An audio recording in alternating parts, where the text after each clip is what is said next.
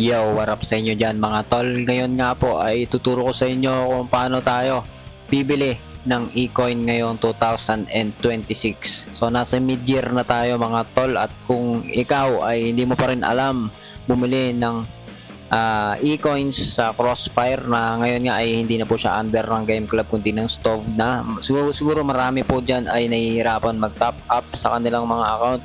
Para sa iyo itong video na ito.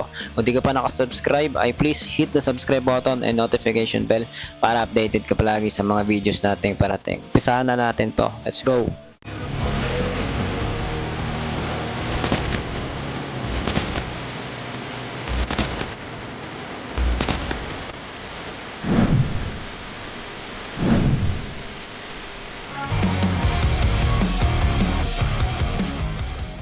So, ayun na nga mga tol, no?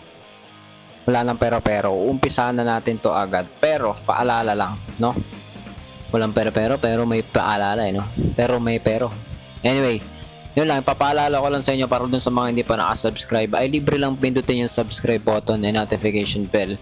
At may chance ka na makasali sa ating 100 peso pabigay every time na madadagdagan ng ating follower ng 100, no? Pipili tayo ng isang viewer na nagko-comment yan sa ating comment section, no? So yun na nga, umpisahan na natin to.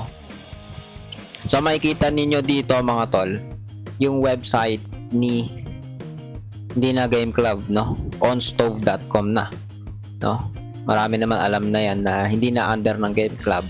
At ngayon ay noon nga ang ginagawa natin mga tol ay bumibili tayo sa GCash mismo, no?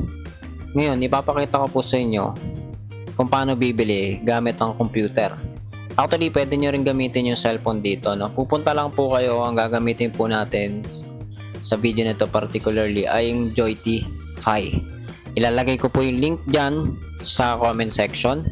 Gamitin nyo po yung referral link natin dyan para makakuha po tayo ng discount. Meron po tayong ilalagay po dyan na code. Gamitin lang ninyo para makakuha po kayo ng discount sa pagbili ng mga coins dito. So, paalala lang mga tol, hindi lang Crossfire ang pwede mong bilhin dito. Pwede nga bumili dito ng iba't ibang mga coins, top up kahit sa Valorant, Mobile Legends, at marami pang iba, kasama na po niya Roblox, iba pang mga kilalang games, no? Anyway, ang video na to, ang ating guide na ito ay patungkol po sa pagbili ng Crossfire Philippines eCoin. So, syempre pag nasa website ka na at naka-login ka na, no? Ay pumunta ka dito sa search bar. Search mo lang yung Crossfire. Pero actually pag navigate mo, makikita mo na rin yan dyan. So, hindi itong Crossfire Legends, ha? Baka magkamali po tayo, ha? Crossfire Legends, meron na rin kasing Crossfire sa phone o sa Android ngayon. Sa mga magre-request dyan, gagawa natin ng video yung Crossfire Legends kung paano naman mag-top up sa Crossfire Legends. Pero kung may mag-request lang or pag makagawa lang tayo, sa video na ito, Crossfire PH o dating Game Club na Stove na ngayon yung bibilhan natin sasampulan natin ng pagbili ng eCoin. So yan, lumabas po sa baba, no? Crossfire Game Club eCoin, yan pa rin yung pangalan niya dito. Pero wag po kayong mag-alala, itatry nga natin ngayon yan. Ipapakita ko sa inyo kung uubra ba o hindi. So pindutin natin to, Crossfire Game Club eCoin. O, Game Club pa rin mga tol, ha? So bibili tayo, sampulan natin kahit 20, no? So 20, may pagpipilian tayo dito, 20 pesos, 50, 100, 200 hanggang 1,000 pesos, no? At kung gagamitin yung referral link natin dyan, pati yung code, ay meron po kayong discount dyan. So baba tayo, ilang piraso bibili natin? 20 eCoins, isa lang. Pag dinoble nyo yan, magiging 40 pesos yan. So for the sake of this tutorial, try natin sa 20. At maraming ways para bumili ng eCoin dito, no? Yung payment method, number 1 yung GCash, Maya, GrabPay, at hindi lang available ngayon yung QRPH dito, no? Pero soon, hoping na magbalik yan dito, no? Or maging available. So, pwede rin siya bayaran gamit Shopee Pay kung may Shopee Pay wallet kayo o account. And Cebuana, syempre. So, kung may mga request din kayo, pwede kayong mag-request sa kanila. Tatype lang ninyo dyan para maging available sa mga next updates nila. So, yun na nga. Yung mga kasunod naman ay email. Lalagay ninyo dyan yung emails ninyo para doon po magsisend yung iba pang information. Katulad po nito, sabi, email will be used to send purchase confirmation. So, magko-confirm tayo mamaya, no? So, kung may promo nga, dito ninyo ilalagay. Ba? Yung sinasabi natin code, try ninyo maglagay dyan para sa discount. So, yun na nga. Rekta na natin to mga tol. 20 pesos. Tapos, i-fill up ko lang to. Quantity to buy 1. Tapos, yung gamitin natin GCash. Tapos, lalagay ko lang yung email ko dito. Tapos, sasubmit na natin yan, no? So, since nga mga tol na i-type ko na lahat ng mga kailangan i-type dyan ay makikita ninyo nandito sa ibaba, no? Sa pinaka bottom ng inyong screen, yung buy now, no? Pipindutin lang ninyo yung buy now. Pindutin ninyo. So, ayan. Lalabas na dyan yung email ninyo, yung ilang item binili ninyo, no? Quantity. Saka kung anong amount, no? 20 e-coins yung binili natin. So, GCash yung ginamit natin mga tol. Pay now natin. So, anong lalabas mga tol? Ganito ang magiging itsura. Meron tayong 29 minutes para bayaran itong transaction nito. Otherwise, ay mag-expire na ito. Kailangan na natin mag-process ulit ng kung ano yung ginawa nating una. So, ayan mga tol. Kukonfirm natin sa ating mga email. Punta lang tayo sa email natin. Pero mukhang di naman ganun kaagad na direkta tayo sa email pupunta. Pindutin muna natin tong pay now. So ayan. Anong susunod na mangyayari pag pinindit nyo yung pay now? Maglo-load yung isang page at lalabas po yung QR code. So napakadali na lang po nito, no? Kasi pag nakita ninyo sa screen ninyo yung QR na to, i-scan lang ninyo yan gamit ang inyong mga GCash account.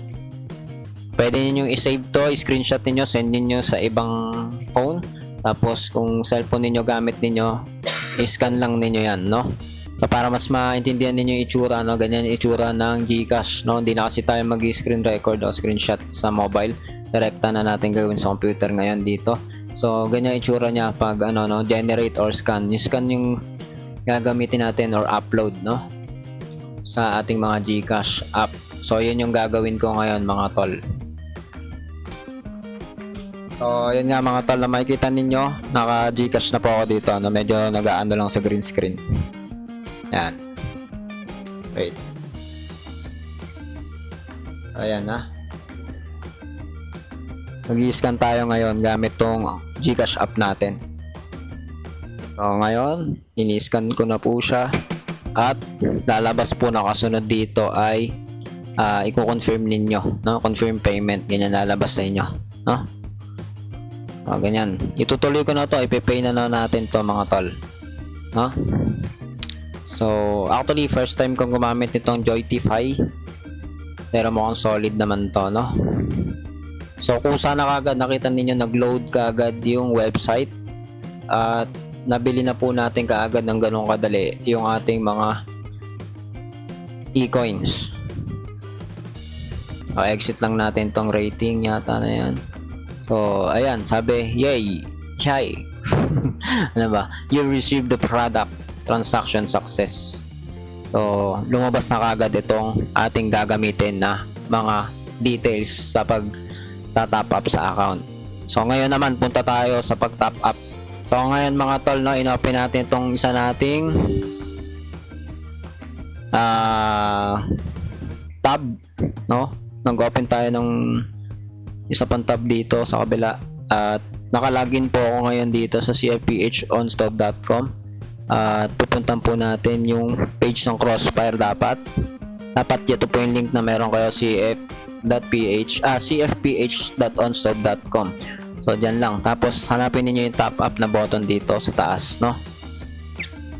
So mukhang ayaw, no? Pag ayaw, rekta tayo dito sa may app na Crossfire mismo. Wait lang ha. So ayan, punta tayo mismo dito sa account ni game app ni Crossfire. So makikita nyo dito may button dito sa taas, 'di ba? Alam naman natin lahat 'yan sa mga player talaga diyan. Yung plus button na 'yan, pindutin niyo 'yan, no? Tapos mag-login tayo ngayon dito. Lalagin natin ulit. Pagka-login natin sa Crossfire account, sa Crossfire na client, ay magkakalanganin pa rin natin mag-login dito. Load lang natin ulit.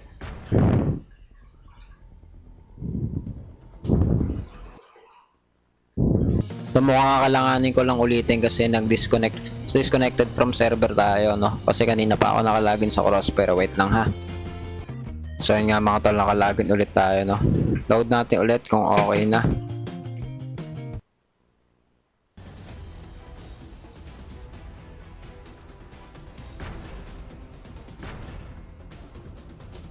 Yan, tapos maglalagin lang tayo ulit. Tapos ko muna, no? So ayun nga mga tol, makikita ninyo nakalagin na tayo dito. Same thing lang yung makikita ninyo pagka napagana ninyo ng maayos yung website kanina ni OnStop, no? Ni Crossfire PH OnStop. So ngayon, rumekta na tayo dito sa may client mismo ni Crossfire at naka-proceed naman tayo. Ngayon gamitin natin tong mga nakalagay po na details dito. So makikita ninyo meron pong card number dito. Copy paste lang natin yan. Tingnan natin kung papasok. Wait, na-disconnect ulit tayo. Ulit tayo ulit.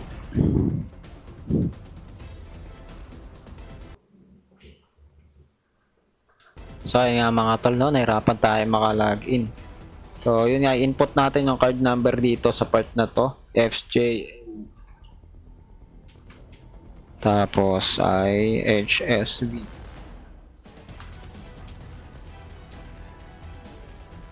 Dito naman sa password, dito tayo literal na pwede mag-copy paste, no? Kasi yung isa may mga laktaw-laktaw eh. Ngayon dito, copy paste natin to, no? Wait lang, ayan. Itong card pin. Ito yung pinaka-password natin mga tol, ha? Kung first time ninyo maglagay, mag-top up dito.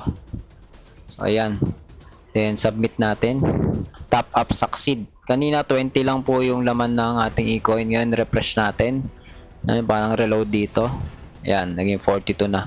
Parang may bonus pang DOS, no? Yan na yata yung mga pabuya ni Joytify kapag first time kang bumibili or talagang pag sila ang ginagamit mo. So, yun na nga. Ganun lang kadali mag-top up mga tol. So, wala nang iba pa tayong parang ipinakita dito. Pero actually, pwede kang magbayad gamit yung iyong tawag dito, gamit yung Maya, yung Shopee Pay, etc. Doon sa mga pinakita natin kanina. So, ganoon lang kadali mag-top up mga tol dito sa Crossfire Philippines ngayong 2026. Kung nagustuhan mo tong video nito, please subscribe and hit the notification bell para updated ka palagi sa mga videos natin parating at mag-comment, ha? Para panagdagdagan tayo ng 100 plus, nakahit tayo ng 100 plus this month, ay pipili tayo ng isang winner dyan sa ating mga follower or subscriber dyan.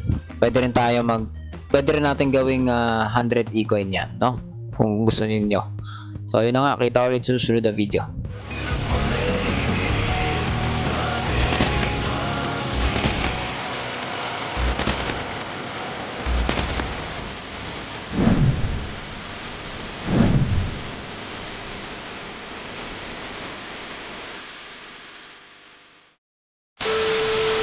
Yo, what's up? Dumating na naman ang ating order mga tol. At goods na goods ito para sa mga namumroblema sa sala-salabid na cord ng kuryente sa bahay nila dyan. Ito nga pala ang multifunction power extension socket. May kasama itong multi-switch para pagtapos ka na gumamit ng kuryente, isang pindot mo lang, patay na lahat. Isa sa pinaka nakakaakit din dito ay yung 9 outlets niya. Nakakatuwa lang dahil masakit sa ulo pag may buhol-buhol o sala-salabid na mga cord ng kuryente sa bahay, pero binigyan ako ng ginhawa nito. Bukod sa multi-switch at 9 outlets nito, ay may kasama din itong dalawang USB ports at isa pa, napakamura lang nito kumpara sa ibang extension na kaunti na nga ang outlets, ang mahal pa. Kaya ano pang hinihintay mo? Click mo na yung yellow basket dyan sa baba o click mo lang yung link sa bio ko.